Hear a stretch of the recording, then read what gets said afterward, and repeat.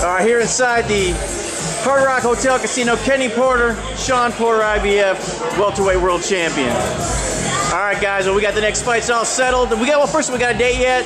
We're looking at September 6th, 16th. We don't have an official date.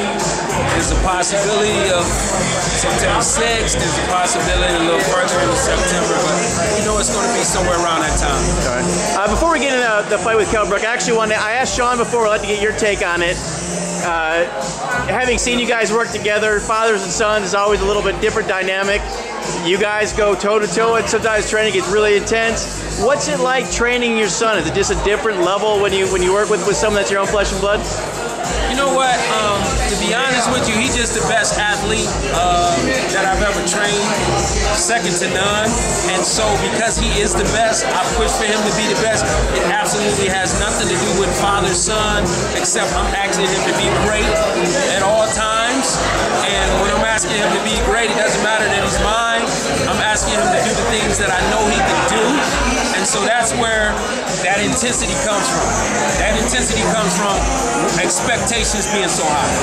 So sometimes when you guys, go at it a little bit, is it harder? I mean, you said it's different. It's kind of like, not like your father and son. You just expect more out of him because of the way he's an athlete. But being that you are father and son, is it hard sometimes not to go over the line? You know what? For me, it's not, because when you say going at it, he's not the type to argue with me. He doesn't fight with me on anything. He's just taking it in. So it's just one guy demanding of another guy to be as great as he can be. So I don't think he holds any animosity towards me. I don't hold any towards him at all. So, it works for us. We get it done. Shawn, you got anything to add to that?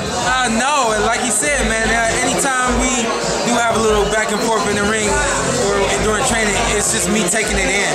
And, usually I take it in, calmly with understanding. Other times it's him beating it into me a little bit, and it's what's necessary. It's what's got me to this point, and it's what's going to keep me going.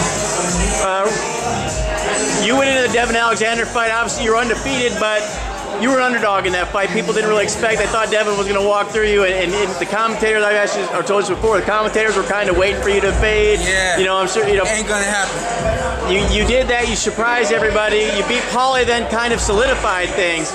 Now, do you feel legit that you? I don't know, and I don't care. The expectations of everyone else doesn't matter, because he's got the highest expectations. As long as I'm doing what he's asking me to do and we're successful, that's honestly all that matters to me. Whether or not I'm the underdog or I'm the favorite, of course it's fun to see that kind of stuff, but at the end of the day, I'll get in there, I'll do what I have to do, I'll always be prepared to do what I have to do, and we'll get the job done. Mentally, Kenny now he's going to this fight as a favorite as well. Like I said, a dog against Devin Alexander. Do you approach a fight different mentally when you're going in and now people are expecting it from you, or does Shawn act any differently, or how do you approach the fight? No, we don't train any differently. With each camp, we try to raise the bar even higher than the last one. So, our expectations are to be better than we were in the previous fight. So, there's no letdowns here at all. We approach this fight like, we're taking the title from somebody, not the guy that's coming to get it from us. So, yeah, no, there's no letdowns here. All right, real quick, let's talk about this fight. Eddie Hearn said if he fights like he did against Malinaji, it's not going to go so well for him.